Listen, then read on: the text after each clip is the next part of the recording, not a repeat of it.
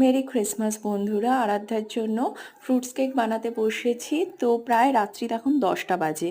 তো 10টার সময় আলটিমেটলি বাচ্চার জন্য করতেই হবে, তাই রাত্রেই বানিয়ে রাখছি, কেননা কাল সকালে মর্নিংয়ে উঠেই ও ফ্রুটস কেক খাবে। তো আমি বাইরে থেকে নর্মালি কিনি না, কেননা বাইরের কেক ও খেতে চায় না।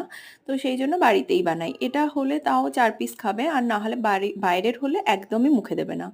তো সেটা তাড়াতাড়ি করে বসিয়ে নিচ্ছি। আর বেশ তৈরি হয়ে গেল। আমি এটা প্রেসার কুকারেই করেছি।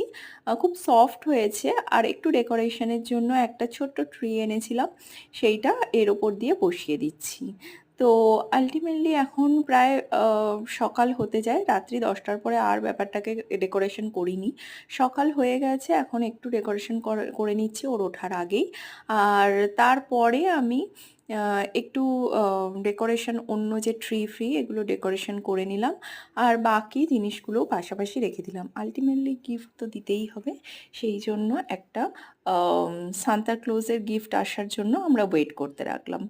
তো গিফট আরাধ্যার খুব সুন্দর দুটো গিফট এসেছে।